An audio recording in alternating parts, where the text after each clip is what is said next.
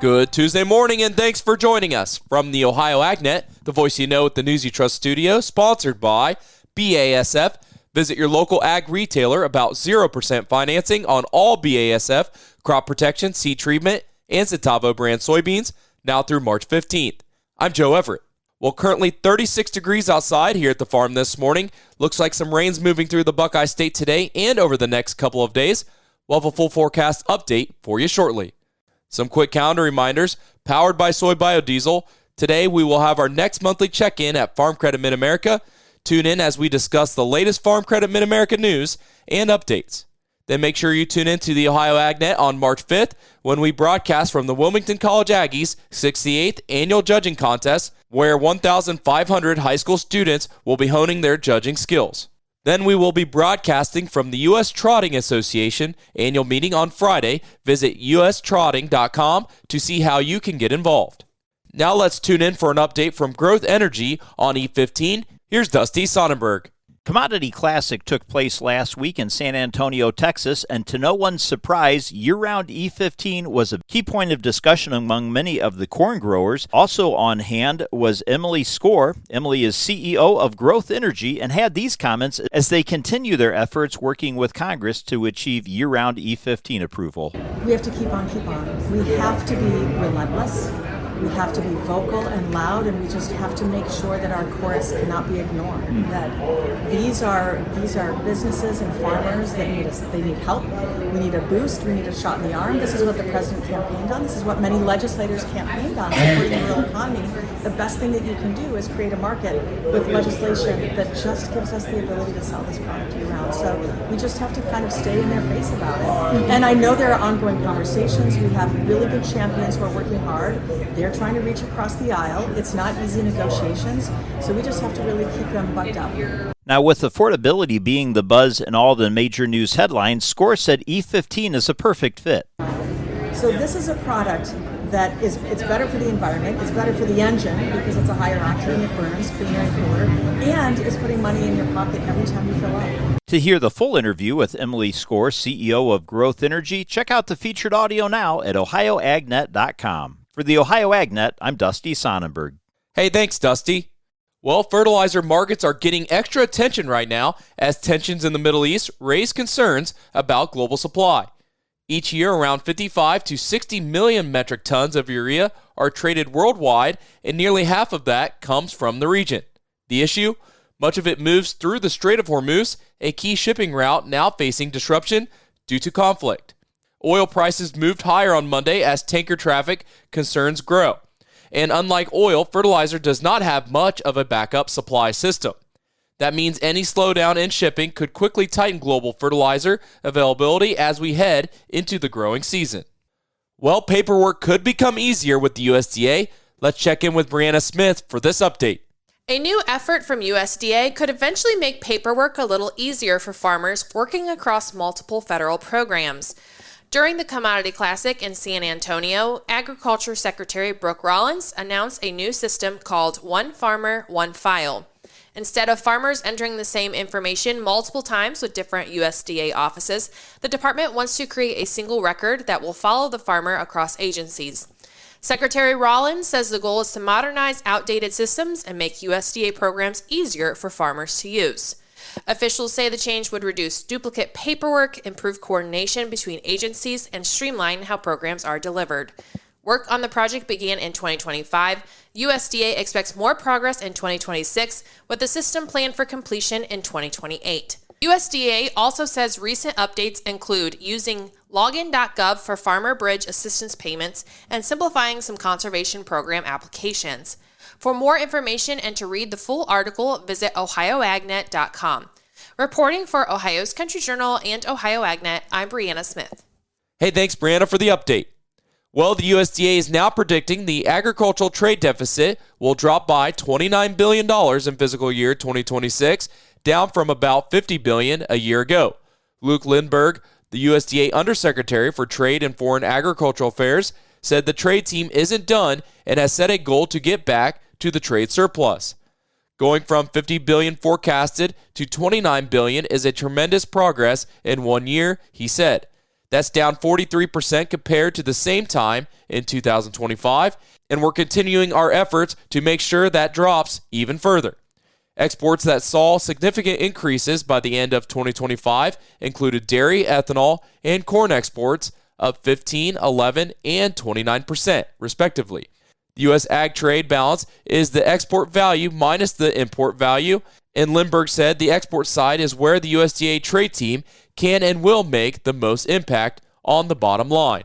It's now time for today's weather, which is brought to us by Seed Consultants. Simply better performance online at seedconsultants.com.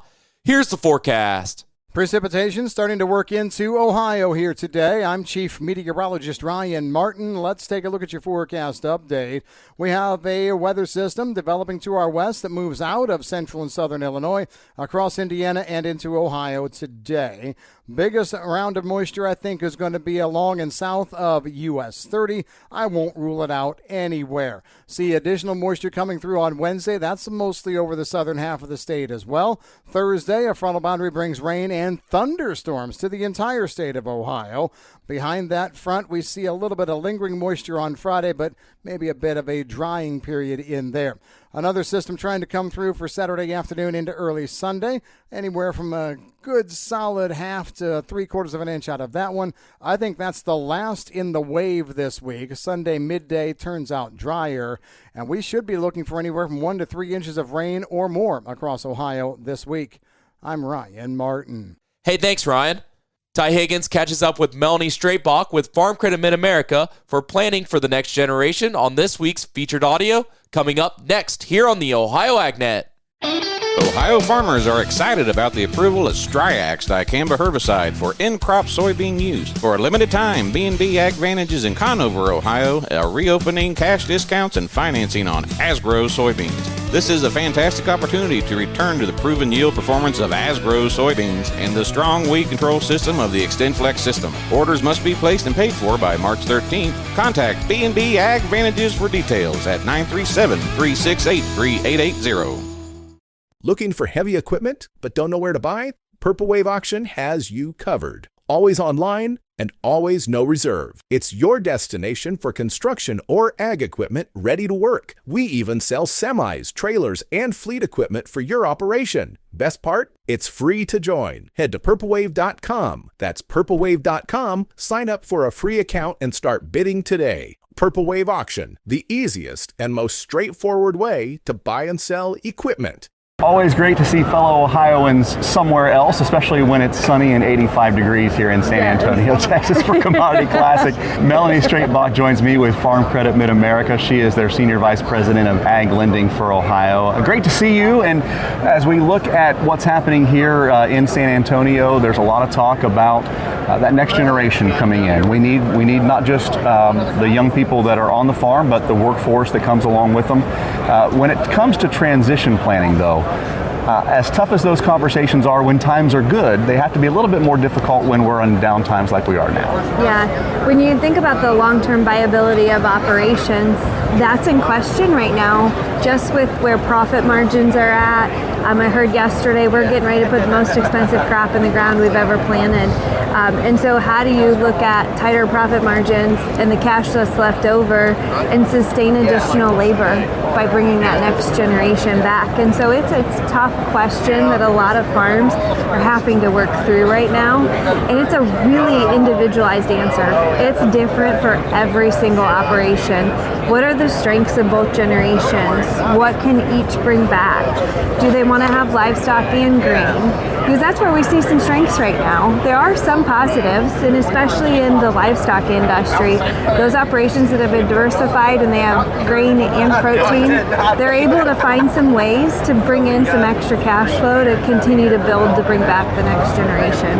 When things were good, if someone came back to the farm and said, Mom and Dad, Grandma and Grandpa, I wanted to start farming, that was kind of something that could be done just like that.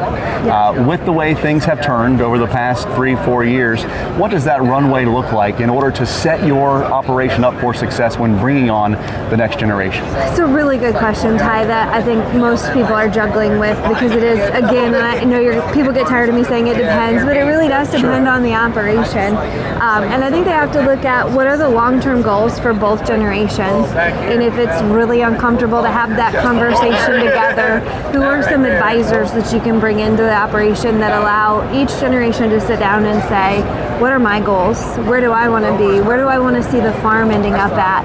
And then all those generations coming together and being able to answer that together. And if they can't do it alone, having that advisor there to help them. But then also bringing in your CPA and your attorney and your lender and all of the people involved. And how can we set up some things where that would allow that to happen? And so sometimes we see farms that they'll put up a livestock building. And so they may work with an integrator barn on the hog side. And that cash flow from that hog barn in 10 years, when the loan is paid, will be able to provide the income stream for the next generation to come back. And so we're seeing some farmers with 5-year-old kids put up a livestock barn because they know in 10 years that's going to allow them to do that. But they've sat down and they've had those uncomfortable conversations to figure out where do we want to be. 5-year-old may not come back, but that's just one more source of income for the farm for them to be able to have. You mentioned everyone that's at the table for those conversations in order for it to be a successful conversation. Yeah. Where does Farm Credit Mid-America fit into that? Yeah, as your lender, we would be able to sit down and say, okay, now that you've had the tough conversations to talk about the goals, or maybe we help ask some questions while you're having those tough conversations, because we are a third party, and so it's a little easier for us to say, what's your risk appetite? What are you willing to borrow? What does that look like? And then we can say, we don't know what the future holds, but today we know where rates are at. Can we lock in a long-term fixed rate to set this farm up and the debt that goes with it in a way that allows you to pass that operation off and know what your cash flow requirements are going to be for that debt for the next 20 years. And so we'll sit down. We can also make sure your balance sheets are filled out correctly, that you understand where all of those assets are, so that when you go to your attorney, you have a complete list of all of your assets that you can sit down with them and say, okay, how do I protect this? How do I make sure I can move this to the next generation? So lenders step in the beginning to help you get all your paperwork right and all of your financials correct, but then as you're going through those conversations to say, this is what we're going to do next. Melanie Straight-Bach with Farm Credit Mid-America, Senior Vice President of Ag Lending for Ohio. Always great to see you, especially in warmer weather. Yes, I agree. Thank you, Ty. Hey, thanks, Ty. Coming up, we'll have your grain analysis and your overnight markets next here on the Ohio AgNet.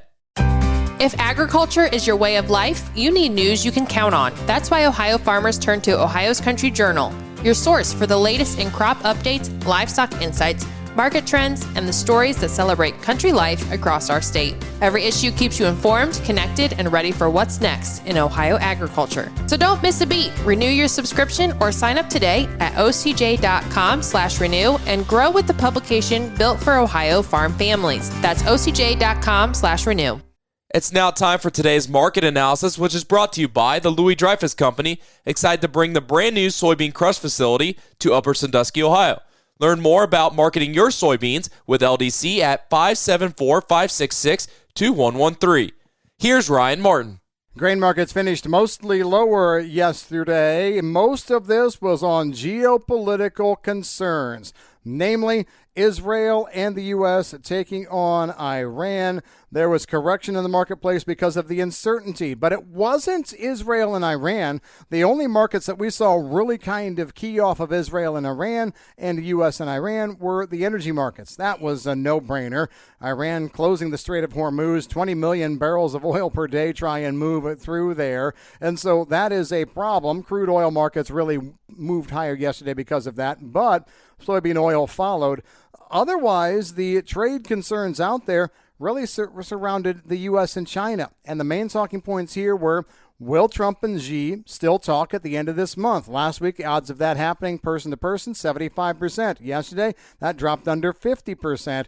And so that is the big question. That's why the markets were lower. I'm Ryan Martin. Hey, thanks, Ryan. Now let's take a look at your markets, brought to us by Seek Consultants. Simply better performance online at SeekConsultants.com. March corn 433 down a quarter. May corn holding steady at 445 3/4. March soybeans 11.52 up 2 cents. May soybeans 11.67 up 3 cents. And July wheat 5.84 down 1.5. April live cattle, $233.10, up 87 cents. April lean hogs, $95.57, down 15 cents. And April feeder cattle, $353.32, up $2.12. You're listening to the Ohio AgNet.